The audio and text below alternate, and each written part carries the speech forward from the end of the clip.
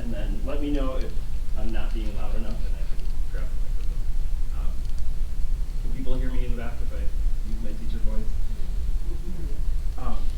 So I think I was called to do this not necessarily because of my economic brilliance, but because I work with Luisa Gerasimo's daughter.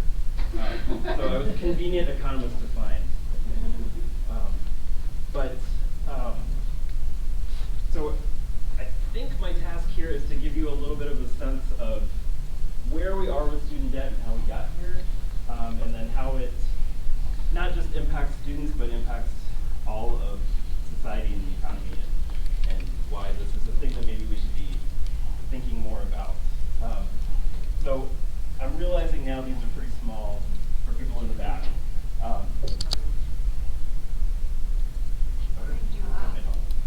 So just some quick numbers to sort of motivate. I don't know where to scan the net. That's a good place, I think. So the latest number on U.S. student debt is that we are at over $1.6 trillion of student debt currently. And for people that don't deal in $1 trillion numbers all the time, just for a frame of reference, all of the U.S. GDP is about 20 trillion, and the entire U.S. national debt is also about 20 trillion. So it's a pretty sizable chunk of debt. In the most recent year, the average student debt per graduate is just under $30,000. 37 million Americans have some form of debt, and more than a quarter of them are behind on their payments. And this doesn't feel like, it feels like a problem for young people, but there are more than 3 million senior citizens who are currently paying student debt also. So we mentioned intergenerational transfer. So my dissertation was on this question, although I've gotten away from it. So the question of education funding was too depressing for me, so I switched to waste solutions in recent years. But education is really, we think of it as a thing that the person who's getting their education is responsible for, and we think of the tuition bill as a thing attached to that person. But really, this is part of a complex aspect of human lifespan, particularly in a modern economy that is nuclear families and even less than nuclear families now. So when we think about the lifespan, there are a lot of human beings. For the first chunk of your life, you can't take care of yourself, right? So you have no income. Someone needs to take care of you. And then we have this period in the middle where we're working, and then we have this period at the end where we stop working and we either need to live off of what we saved up or have somebody take care of us at that point.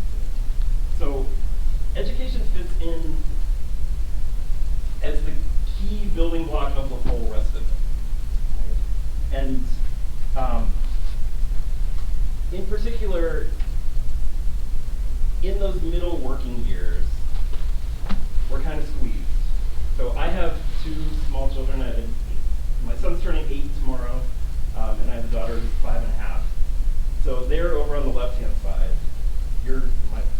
Left-hand side. As just living off of my labor.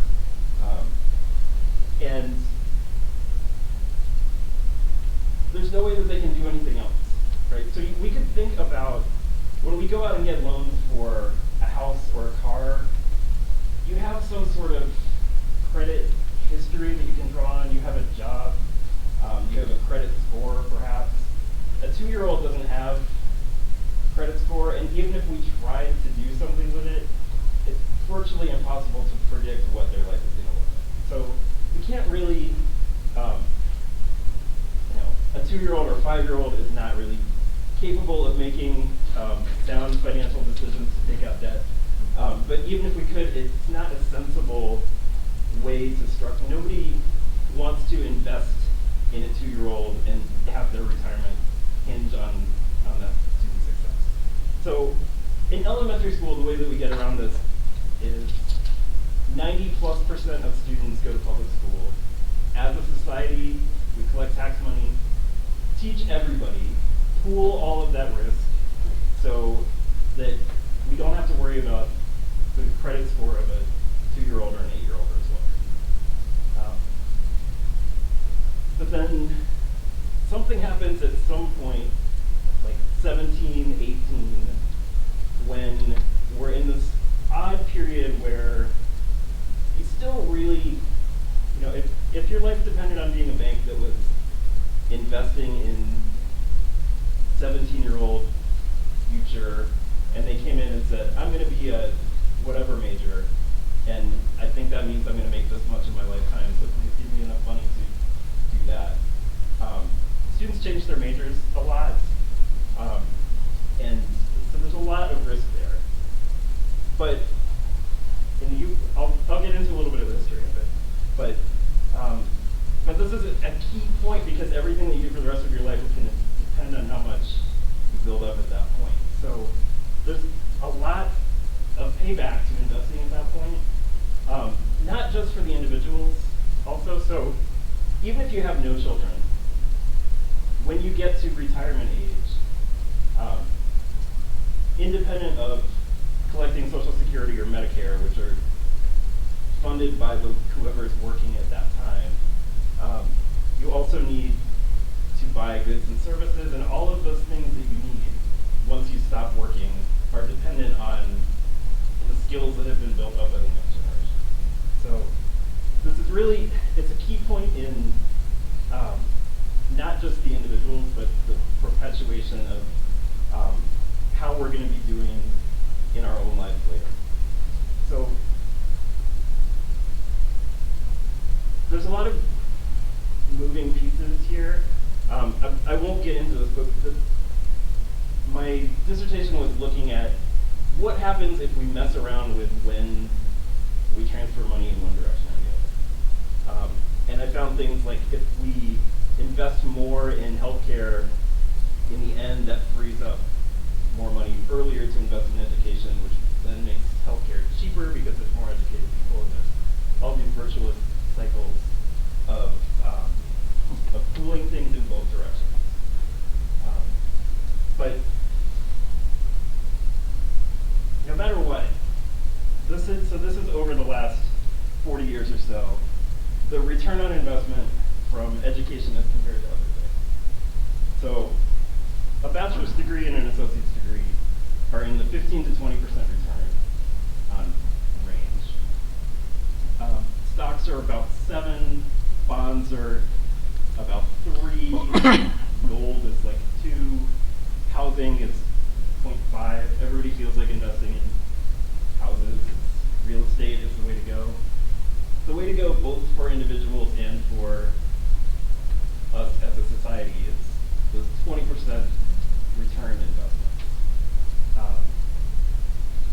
But as I said, that's an investment that we're asking of people to make at a point where they really aren't, they don't have the means to necessarily make that investment.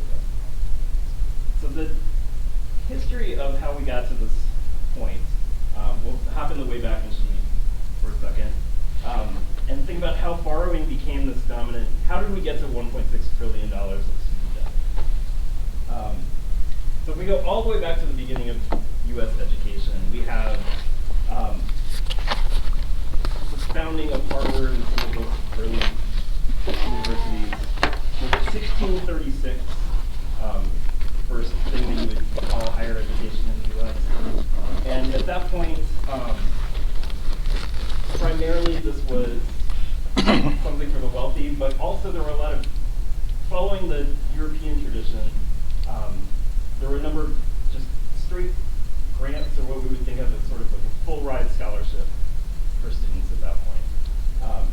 And in the beginning of the founding of the country in the 1700, early 1800 time, this really appealed to people that the egalitarianness of providing funding for education for anyone who was worthy of getting. And that lasted for a little bit. And then one thing that you might point to as a place where this began to change, in the early 1800s, there was a charity called the American Education Society, which was founded basically to help ministers go to a small handful of northeastern colleges like Amherst and Yale and Middlebury. And these were all grants initially also. And then relatively shortly after that founding, the board decided giving students money is going to make them lazy. So like many redistribution narratives, helping someone will harm them by making them lazy and indolent. Quickly became the story, and this charity transitioned to loans. So no more grants. This is kind of the first example of student loans. And this continued, but there was a stigma attached to taking out loans for education. And so still the narrative of not giving away things for free held, and other places like Harvard picked up, so they started going from grants to loans. They capped them at a quarter of the total bill because they didn't want people to get in over their head. So they didn't want to let people take out too much debt. And you saw articles in things like the Atlantic Monthly at that time, all the way into the early 1900s, singled out graduates of Harvard Business School as well as ministers. So there's an interest. Are there any ministers in the room? Ministers are an interesting thread throughout the history of this. So the idea that ministers were this class of people that took debt lightly and didn't care about it. It continued. I have a thing all the way into the 60s about that. But so this was a period where loans we were transitioning out of grants into loans, but people were still a little bit skeptical of it. And then World War II hits. And in 1944, we passed the GI Bill. And that actually takes us back to grants. So veterans coming back from the war were provided grants for education. But in doing so, that also encouraged everyone else to get education. So it democratized the idea of higher ed. So that everybody felt like they needed to go, but not everybody was a veteran. So there was a question of how is everybody else going to pay for their education? And loans were the obvious choice, but this stigma of taking loans out continued. I found a Newsweek story from 1958 that said there's a widespread belief that to borrow money for college is to mortgage the borrower's future. This is not what we hear today, although students are starting to worry about this again now. So colleges tried to offer loans, and not very many people were taking them up at that point. And then Sputnik happens. This is the next big college loan change. And we get the National Defense Education Act in 1958 that dumps a lot of money into higher education. Because our national security depended on it, we couldn't let the Russians beat us to space, and we couldn't let them nuke us. So we had to invest in science and education. So massive grants to students. The federal government would provide $9 at that point if the schools funded the 10th dollar. And that was quickly expanded outside of things that you would think of as kind of face race majors into a much broader set of things. So this is continuing the demand for education and nibbling around the edges of how we're going to fund it. And then finally, the big change, LBJ and the Higher Education Act of 1965 is so the big point where now all of a sudden anybody can get a loan. So student loans were now, private student loans were now backed by the government. And that risk that I talked about of being leery of investing in a 17-year-old as a credit risk was no longer something that you could do about because the government was guaranteeing to pay it back if it was so Sallie Mae was created right after that, which is the other. So Fannie Mae is housing and Sallie Mae is student loans. And so now student loans became this investment vehicle where you could package a bunch of things and banks and investors could have a way to invest in students. And with essentially no risk because the government was the bailout to it. So this is the point where the barn doors are open to availability of credit for students going to college. So where are we today? For the most part, that story continued until the last decade or so. So this graph, I know this is way too small to see from the back, but over on the left-hand side, it starts in 2000 and goes up to about 2016 there, I think. So in 2000, there was about $100 billion of student debt, and by 2015, I think, we were up to almost $1 trillion, and now by today, we're approaching $2 trillion. So this massive spike, the inflection point there is the housing crisis and the Great Recession in 2007.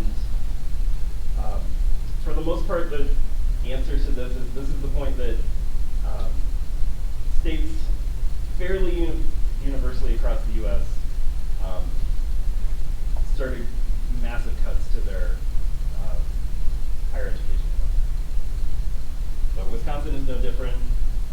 As everybody probably knows, the last decade or so has seen some pretty heavy cuts to the UW. And by the way, roughly 3/4 of students attend public higher education. So we often hear the tuition numbers from private schools, and I'll show those in a little bit. But the story for the vast majority of students going to college is public. So average student loan debt per college graduate, the dark areas are higher, and you see Minnesota and Wisconsin are among the darkest up there. So these are a little bit old. The numbers are slightly higher now, but those are all over $20,000 of debt per graduate. And this is the story across the Rust Belt, particularly in the upper Midwest, but really in broad strokes across the country. And this is also way too small to see from the back. But the top is the average tuition for 2-year public institutions. And the U.S. average, you can see there is about $3,700 last year, or this year, I guess.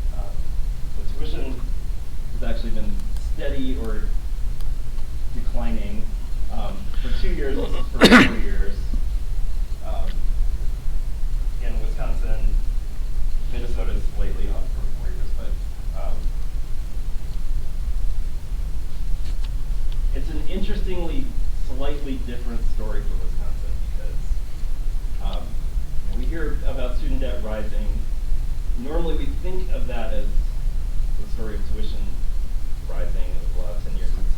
Tuition hasn't risen in Wisconsin, but that's causing other issues. So the main issue is even when tuition is frozen, we start to see this massive gap, and it becomes a gap in quality, really.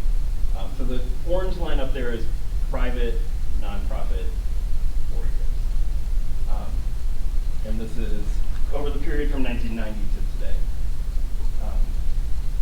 So private tuition has gone from about 17,000 to about 37,000 over that period across the U.S. And public tuition has gone from about 3,500 to about 10,000. Is this a year tuition? Yes. Okay. Public's gone from what to what? 3,500 to 10,000, roughly. And those aren't, these are national numbers now. So, the place where you can see the debt, the yellow line is tuition and fees getting paid. The bottom is the amount of funding per student from the states. Again, this is national. So every time we have a recession, 91, this is debt. Okay. And then 9/11 recession, debt, housing crisis, debt. Massive gap opens up. Why are the fees going up and tuition fees going up those times? That is an interesting, complicated question. I think the story that I have that explains it best, I have in 2 slides, but we don't think of the cost. So for the most part, the cost of education is faculty. There are a lot of other things around it. There's administration and housing and food and all of those sorts of things. But if you boil it down to what do you need to provide an education, you need a teacher to teach you and sign off on the fact that you learned it. And maybe I'll just jump ahead actually. So the same story is happening not just for undergraduate degrees, but at the graduate level also. So less funding for state universities hits undergraduate, it really hits graduate programs. And the vast majority of teaching faculty are coming out of the large public institutions. So fewer new faculty members coming out with a lot of debt makes it hard to find anyone and increases cost there. And so here is the story of the breakdown of how things are getting paid for. Orange is the federal government. The light blue is how much the state contribution is, and the bottom is tuition paid by students on average. So the thing that I would point to that is a hidden story that nobody really talks about.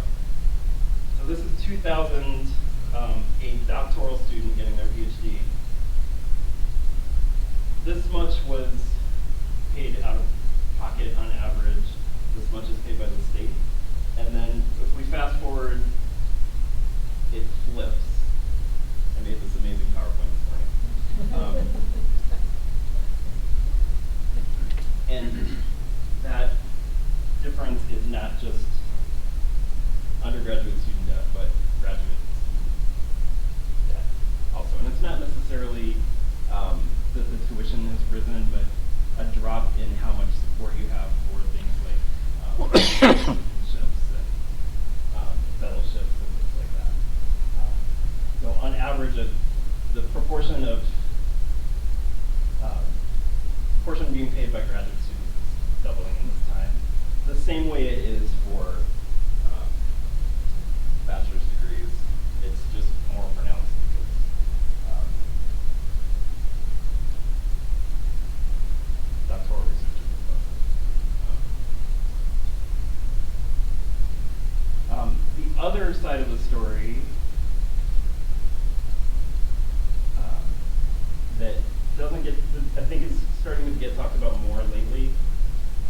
the amount of debt that is held by students with, in this category that people in higher ed refer to as some college no degree.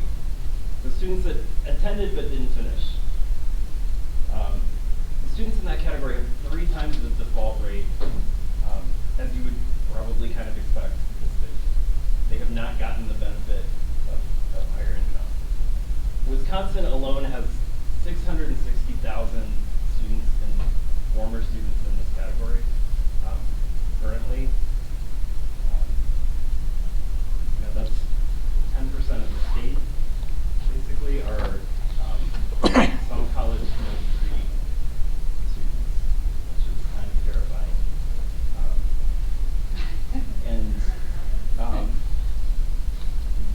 And then this problem has in the last decade, really since the explosion of online education, I think more than anything, the for-profit private school sector has really exploded.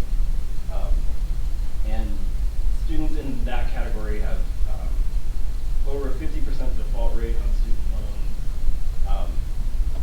University of Phoenix, which is actually one of the ones that's doing slightly better than most of them, just in 1 year alone, they had 140,000 indebted dropout students, and 3 years later, 80% of them hadn't been able to pay back the line. Other places, so they're generating 2.5 dropouts for every grad. Other places like DeVry is on the list, 4.8 dropouts per grad. I found this other chart. IPT Tech, which recently shut down, was churning out almost 4 dropouts per grad. Kaplan is on this list. And locally, Globe University closed it a couple of years ago. Now they were also kind of in this category. They closed due to a lawsuit of basically defrauding students with promises. So it's not necessarily that this is not a model that can work, but this is a massive segment. So schools like University of Phoenix are a gigantic number of students per year. So when there are issues here, it's a big piece of the pie to consider all of them. And they're often attracting a lot of students from low income backgrounds who might not be able to get into other places, and there's a ton of people in our city that have been in and out of all of these institutions because just were not taught the bad public schools and being preyed on by these things promising to get these degrees that weren't going to be very useful for them and ending up with the debt. So in that way too. Arrows again. And then, so we might think of this as a narrow sort of problem that is, students go to school, they either may or may not graduate, and they'll leave with some debt. But increasing debt at that point in your life cascades into a lot of other things. It delays or eliminates housing purchases. So coming out of a housing crisis, going into a crisis of a giant portion of the population who's already struggling with debt is part of the reason why that return on investment to housing was so big. But all of the saving toward retirement that we need to do gets delayed. Any contributions you were going to make to your children's college become more difficult and just perpetuates the problem for another generation. Establishing other credit becomes more difficult. And delaying or reducing the number of children you're going to have yourself because you don't feel financially secure is becoming an increasing issue as well. So I think having kind of set the doom stage, maybe I'll turn it over to Tina.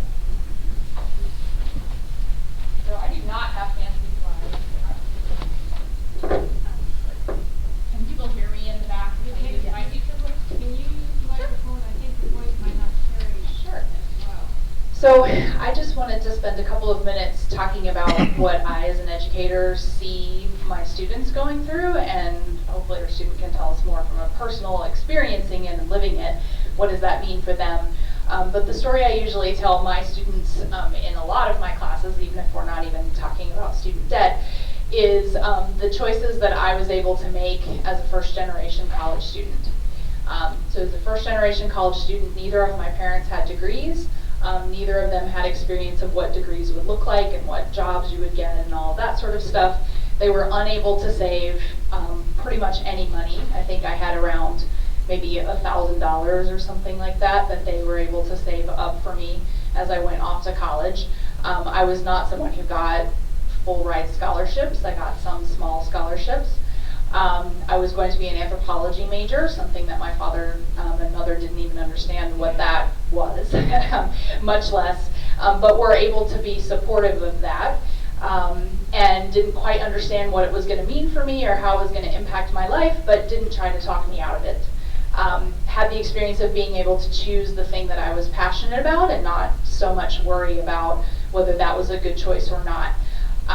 Just assumed that having a college degree would lead to some sort of stable job, and could see how that was going to make my life very, very different from the rest of my family, who did not have stable jobs and that sort of thing.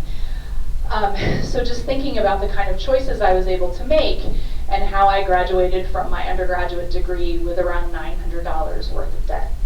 So this is at a state school in the state of Texas, where I went at the University of Houston. And most of the reason I had debt is because I traveled. I took several study abroad trips.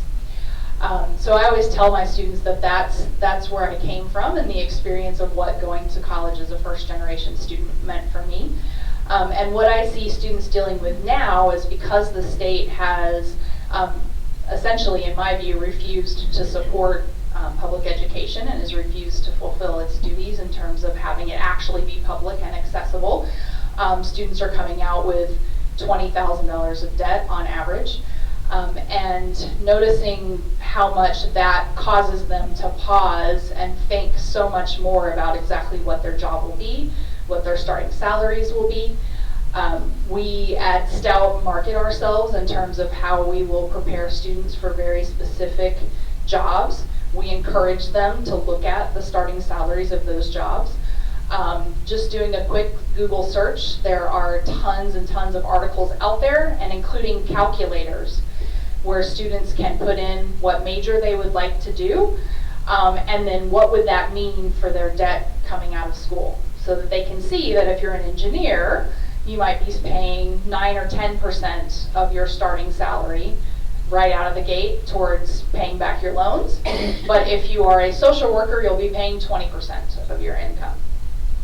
So what does that mean for their ability to choose the things that they're passionate about, things that we need as a society, or feel that they can have those kinds of choices?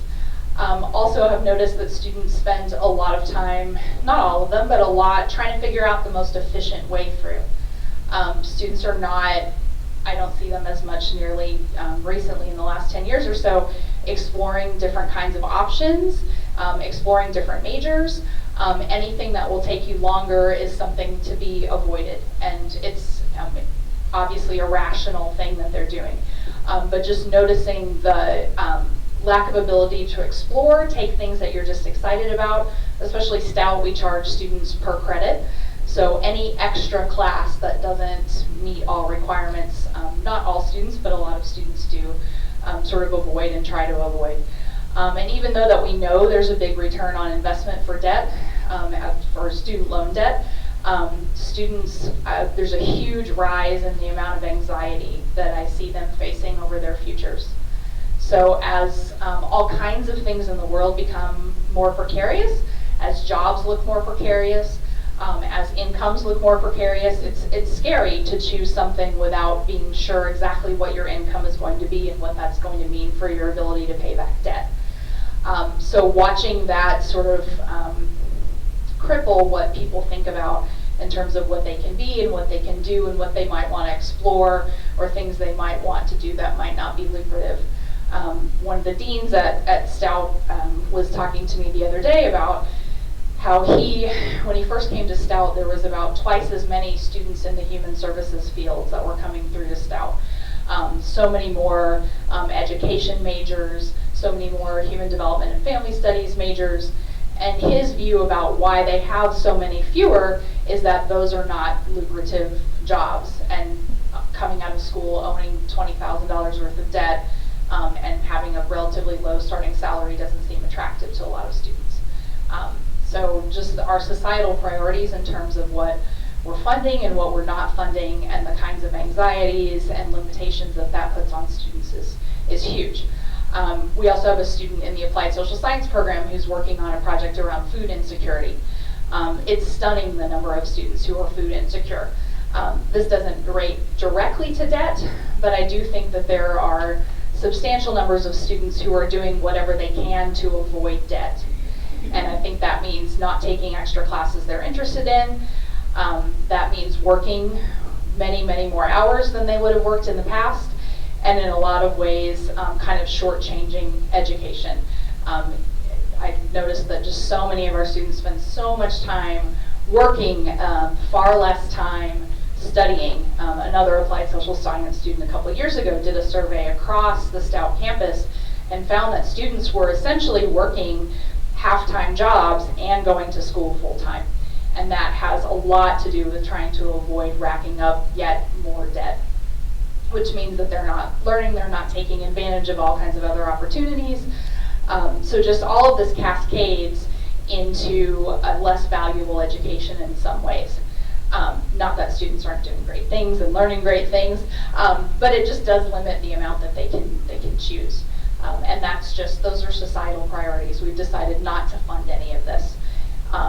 The other thing I'll point out that's related to debt is I think higher education has moved so much towards job preparation, and we've moved towards job preparation because we realize that our students are coming out with debt, so we need to make sure that they are getting the job that will allow them to pay that back. But I think that what we've done is essentially shifted all of the risk onto students. And having really highly specific job-focused degree plans and a movement in higher education to have industry come in and tell us what we should be teaching. So Stout is kind of a pioneer in this, and there's a ton of good things about it. Every major has a professional advisory board. That's very valuable. We need industry and the community and our stakeholders to tell us what our students need to learn. But the side effect of that is businesses have shifted some of their responsibility for training their employees onto higher education. We're expected to perfectly prepare students for particular kinds of jobs. You're nodding because you know in art and design how that works.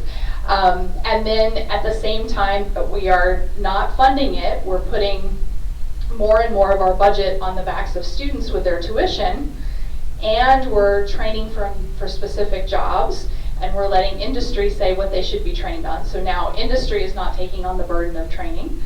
Students are taking on the burden with debt, and this just creates all of these kinds of problems. But hopefully Michaela can tell us a little bit more about her experience.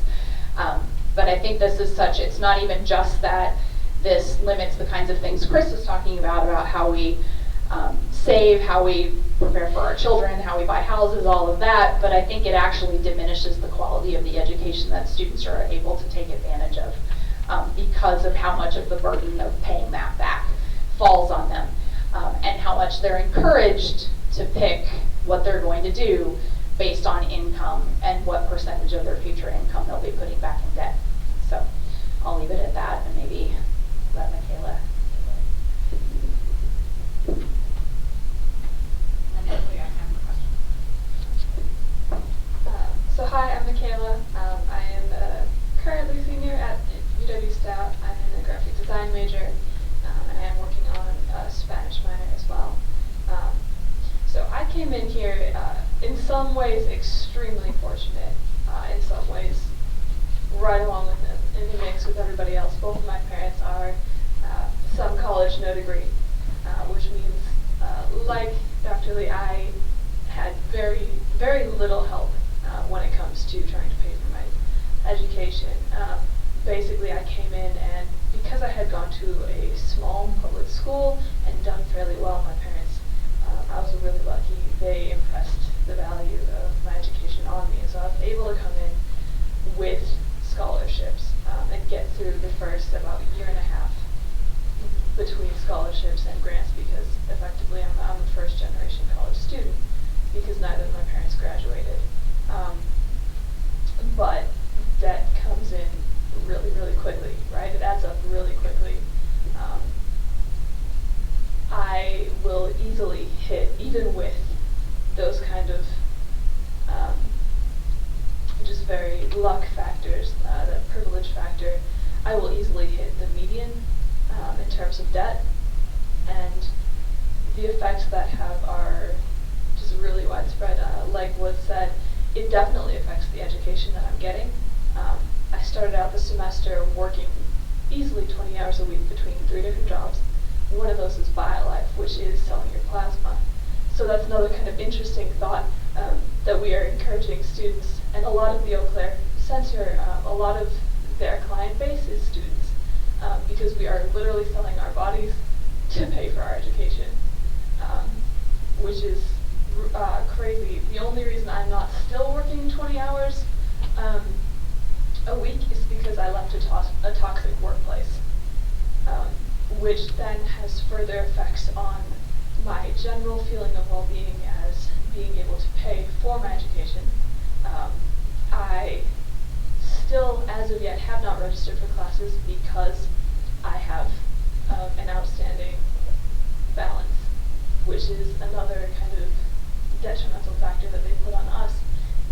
A lot of times, especially as you get to the higher levels, particularly in the School of Art and Design, I know from experience and from having a lot of friends in the school, if you don't get into the right classes at the exact right time, you will not graduate on time, and that adds more debt to the overall calculator.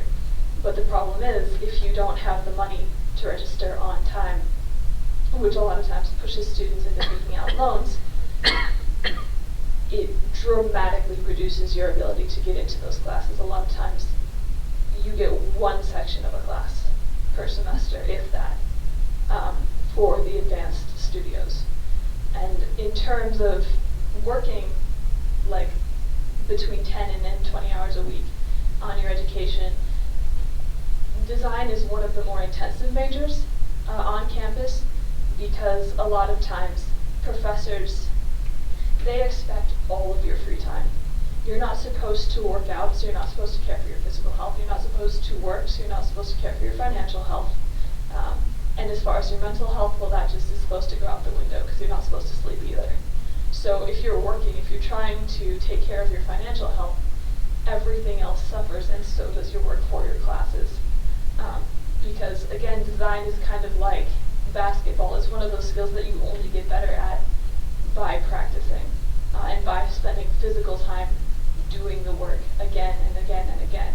And so the less time you have to do that, the more it affects your skills, your overall level, and your ability to get a job coming out of college. And so I know a lot of students in my place, we don't expect to retire. A lot of us either have parents or have ourselves or know people who are working paycheck to paycheck.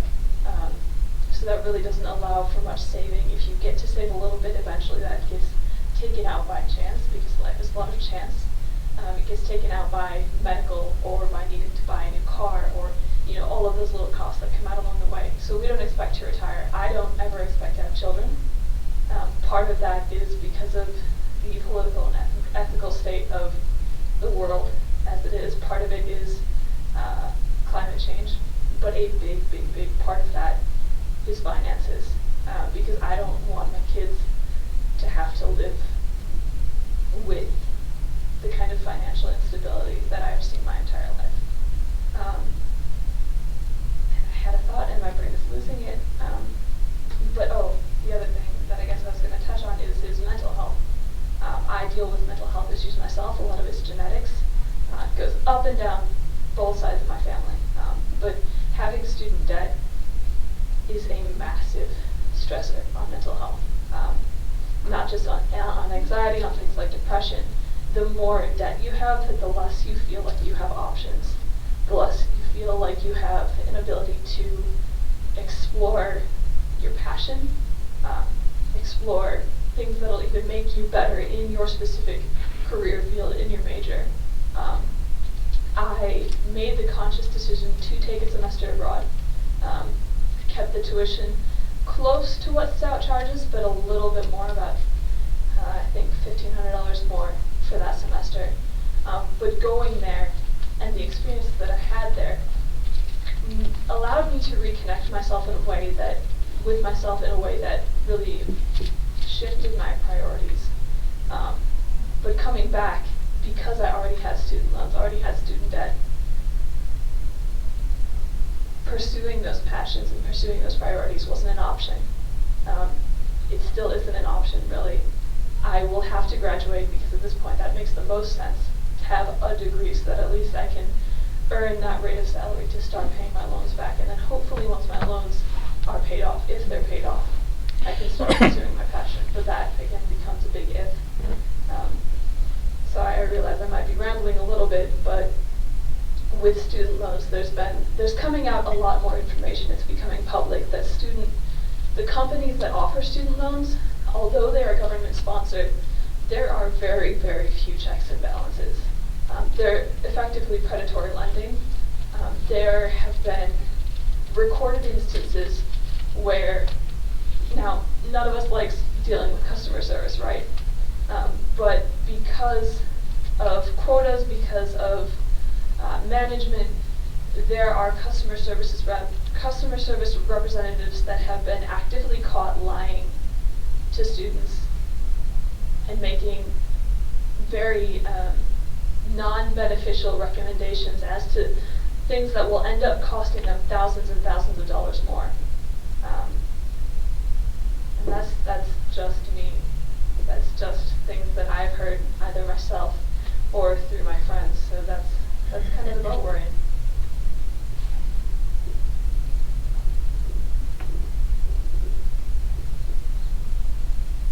So, I don't know if anyone has questions, so we can. I just wanted to add to this conversation. I belong to the American Association of University Women, which is a national organization. 2/3, this disproportionately affects women more than men. 2/3 of the student debt as of last year, $929 billion is held by females. And then that gets kind of compounded by the fact that there's still a gender gap, a pay gap. So gradually, I don't mean to be to depress you even more, but women typically get paid about 18% less. They get paid less the first year out of college, and by the third year out of college, they're way behind male counterparts with the same credentials and the same degrees.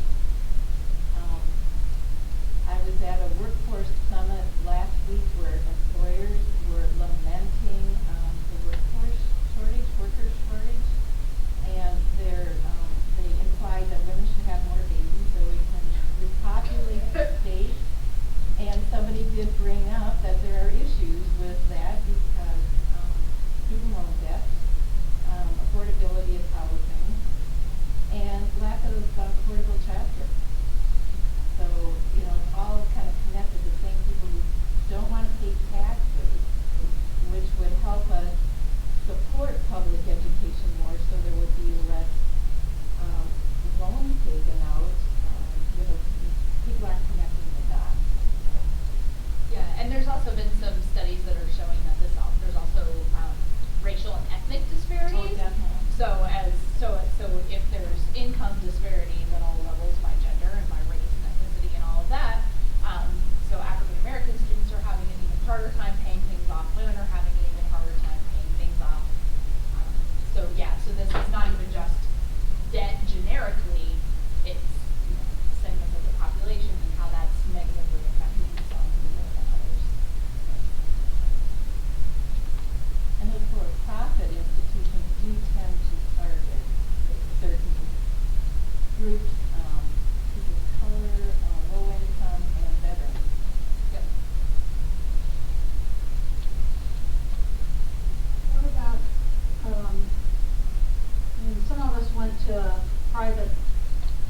arts schools when we went to school. Well, they don't even, people don't, these are not schools that people look at nowadays.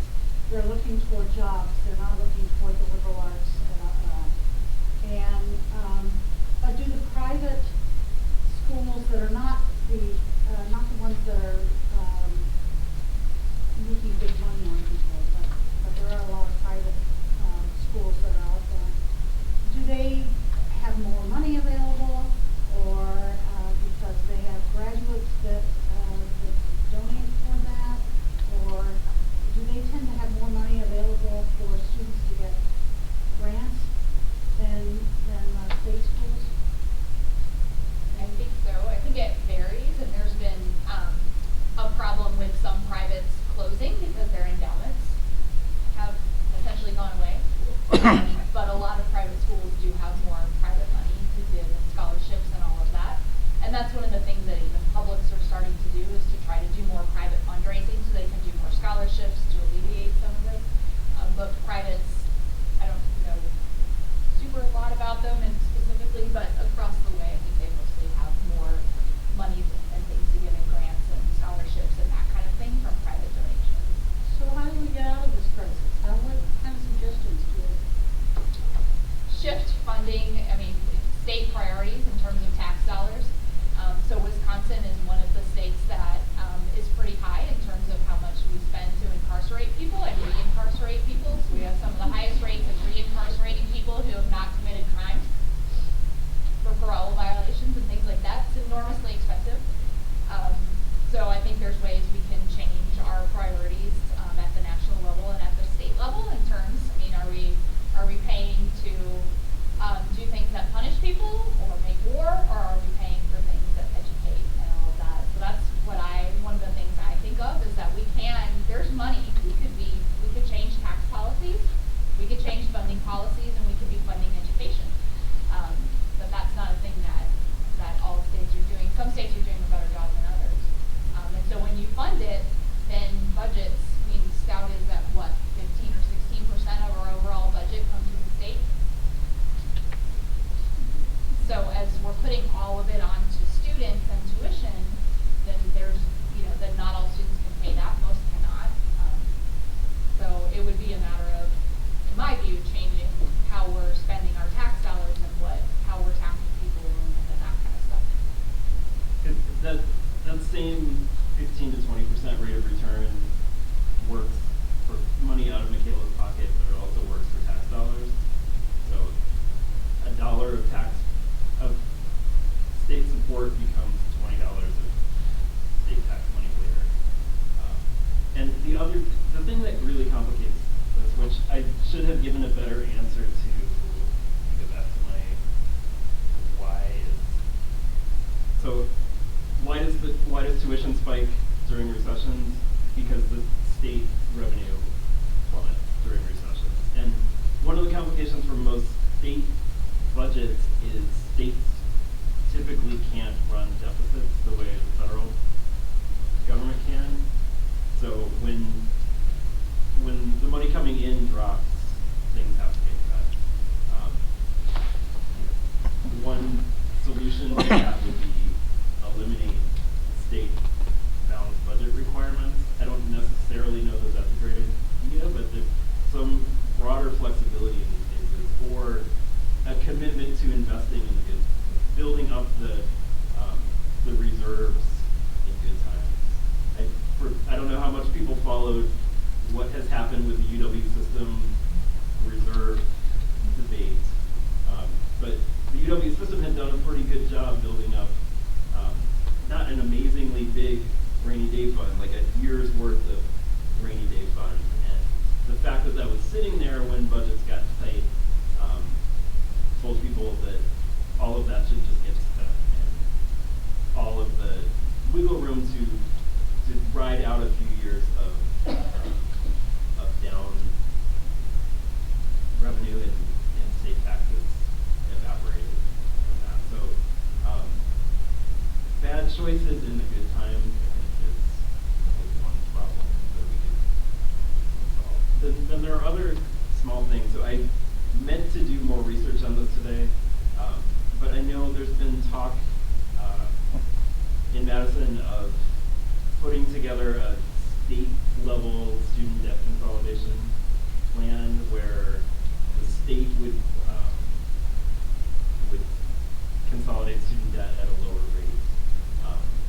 That was, I think, proposed by some of the, I think it might have even passed the assembly but didn't get brought to the Senate or vice versa. But there were proposals like that that I think to some extent the cows are out of the barn, that we screwed up and didn't support students during some of these periods, and that's going to be a problem that will follow that generation through their entire lifespan. There are ways that we could make some of that up with retroactive policies that would help with debt consolidation. I mean, the bold proposals are, write off all student debt starting tomorrow. That I think is hard politically, particularly if you worked 5 jobs to pay off your loans in thinking that that was the most responsible thing you could do to pay them off as fast as possible. And then you see all the people who didn't make any payments get theirs vanished. That it's going to make a lot of people pretty upset. But working towards a balance between, when the bottom collapsed in the original Depression, we came up with things like Social Security to kind of make it up to that generation that was got a bad rap from that particular decade. I think in the Great Recession generation, we need to probably think about something bold like that to make it up to the students who were born into bad circumstances. What is the common interest rate that you're paying on student loans these days? I haven't even looked. It's too scary, yeah. I know my daughter was like at 8% or something, but the interest rates are very low. I mean, inflation is very low. It seems very high. I think there are a lot in the 8, 9 sort of range, and that's where there would be some, you can get a 30-year mortgage for 3 or 4% at this point. And so I think that the argument that why don't we just, as a state or as a nation, or consolidate that debt at current lower interest rates and at least alleviate some half of that pressure. At the previous one where I put union, they were talking about 15% or something like that. Yeah, it depends on where you're getting them from and that. Well, I think those are rarer, but. Well, and part of the thing with that too is we don't get to choose where any of our where our student loans come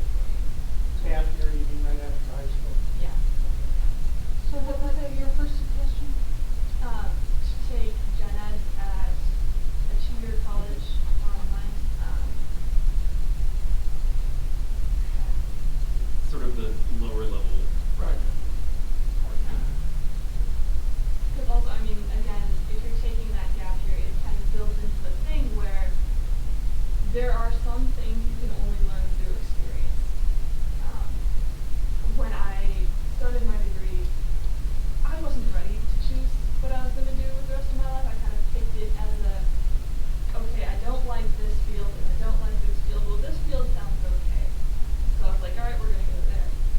But if I had that gap year or two, it would have given me a little more time to develop my own identity and realize what I really, really wanted.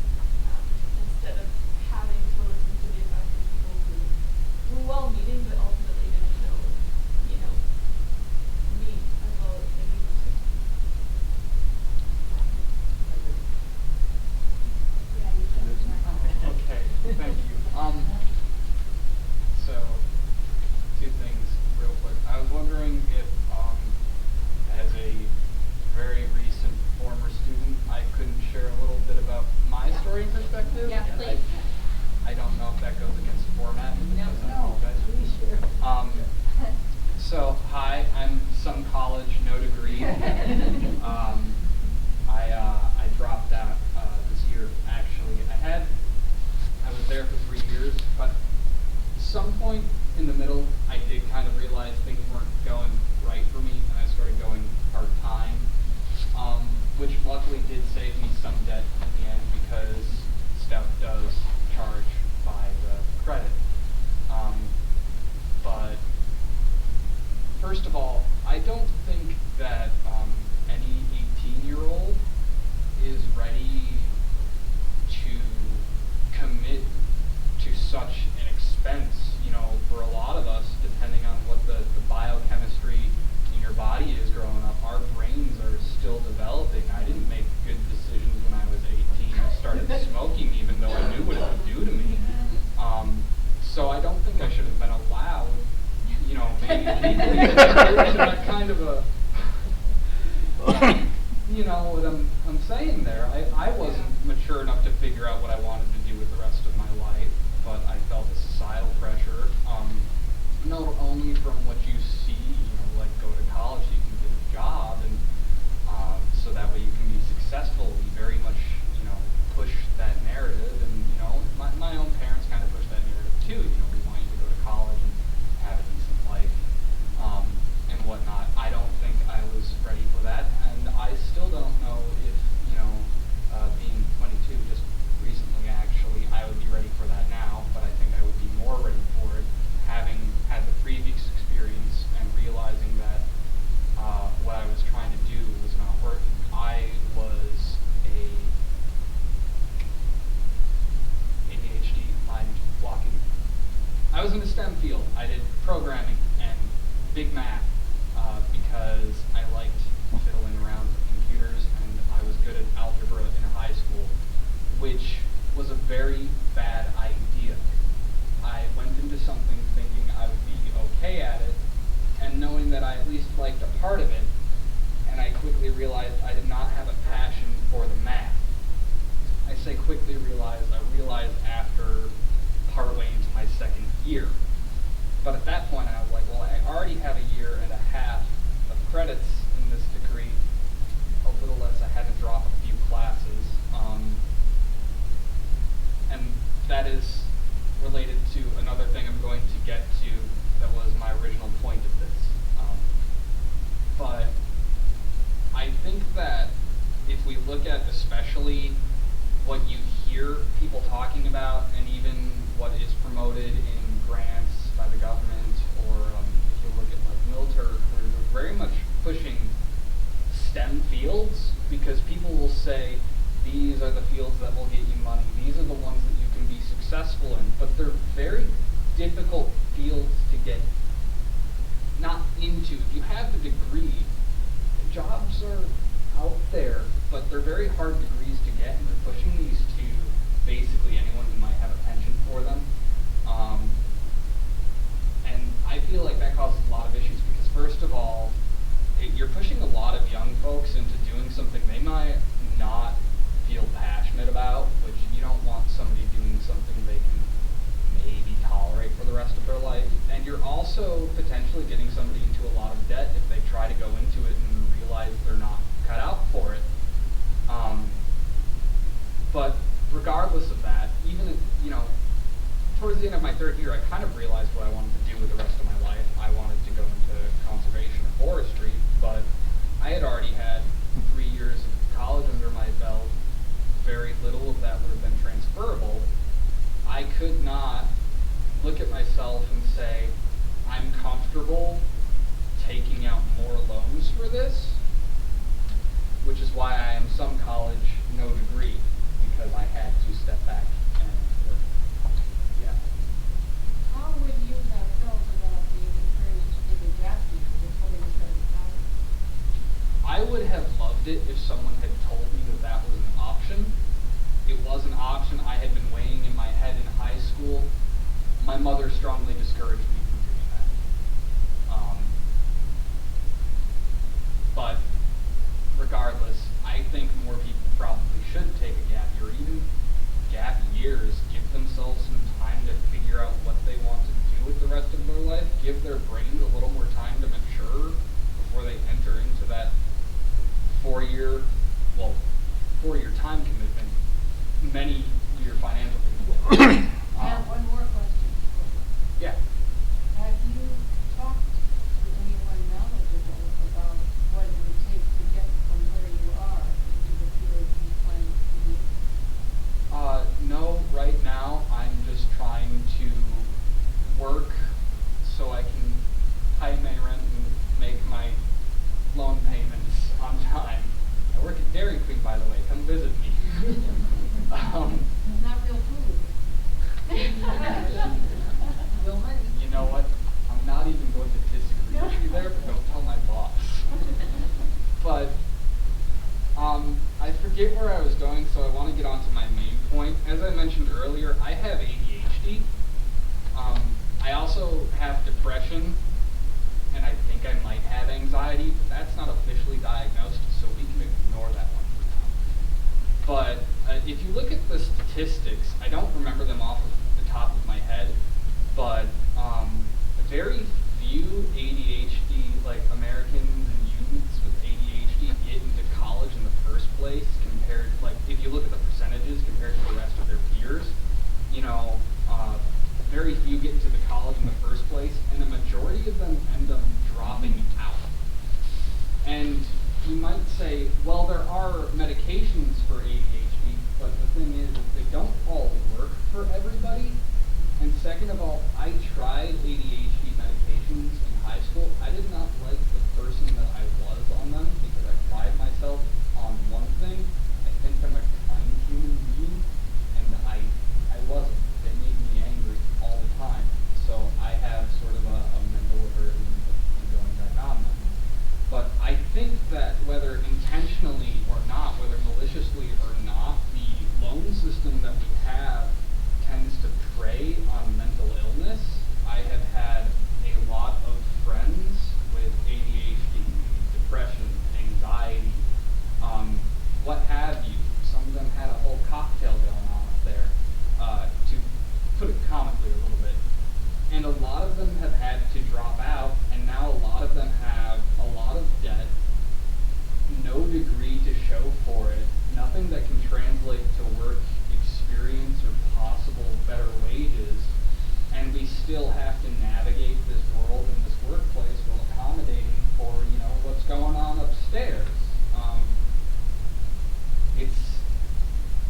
It's hard to say what the solution is to that, because mental illness is a very hard thing, and even though here in America we're a lot better about it than other parts of the world, we're still also very, very much push the pick yourself up by your bootstraps kind of thing, and some of us just can't do that. I couldn't do that.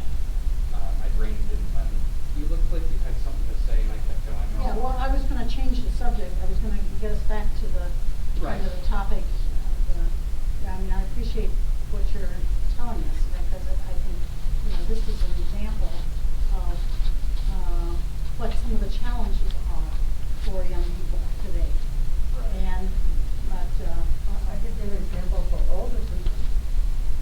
Too, just, I too went to school for 3.5 years when I was done with my degree, but I went back later, about 20 years later, and as soon as I finished my bachelor's degree,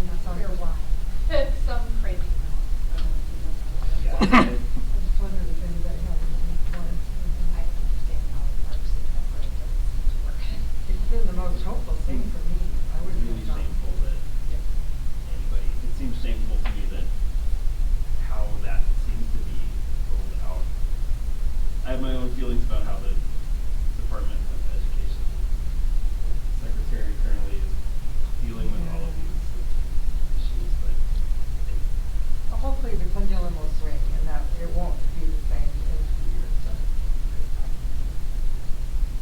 I think the challenge is we have middle-aged people, and I look at our almost 50-year-old son, and he has children that have student debt, still have student debt.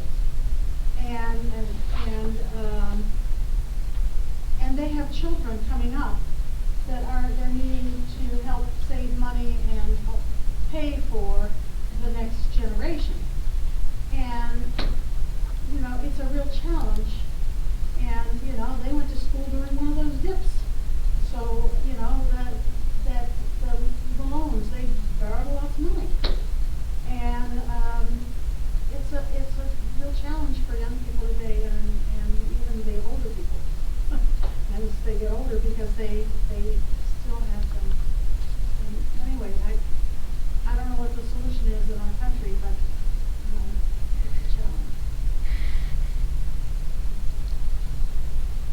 Well, my daughter is in that program, so I hope we are going to. Hopefully we'll change. Pay, I think it went into effect during the Obama administration, and I think the current administration probably is making it more difficult for people to get their loans forgiven, but there are a lot of people in it. But she deliberately took nonprofit jobs, and public service jobs ever since she graduated. She took a gap year in between her sophomore and junior year of college by going into AmeriCorps. So 2 years of college, and she wasn't really sure what she truly wanted to major in, had an idea, and took that year off in AmeriCorps, and what you earn in that can go towards your loan payment. So that's another option for a gap year thing that I just wanted to mention. The other thing is our organization gives out scholarships, and so I'm frequently in a training session with all these other people at UW Eau Claire that are from departments that give out scholarships. Thousands of dollars in scholarships go unused. Students are not applying for them. The College of Business at Eau Claire laments that they have all these people that have given money for scholarships, and students aren't applying for them, aren't taking the time to apply for them. So I just, I think there ought to be more advertising or publicity about scholarships that are available.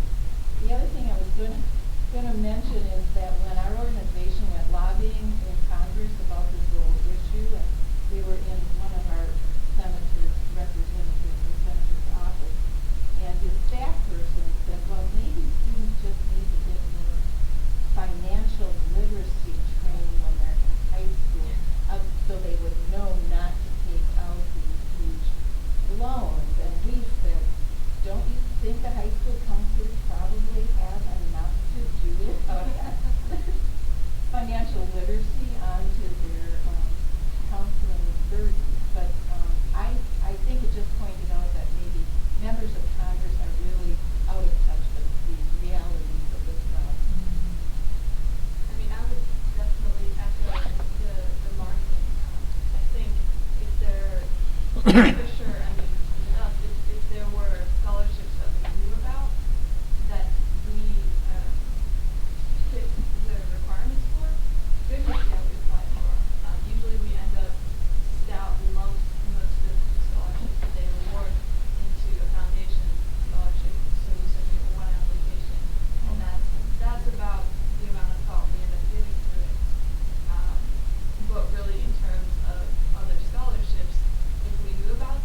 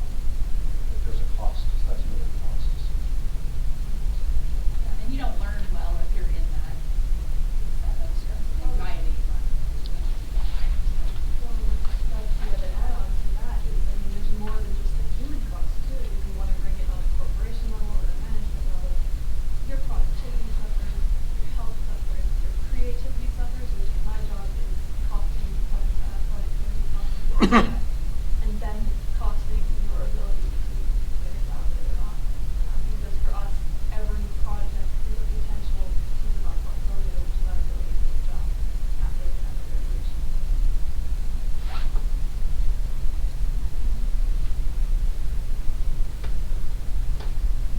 I have to mention that we can't stay here forever.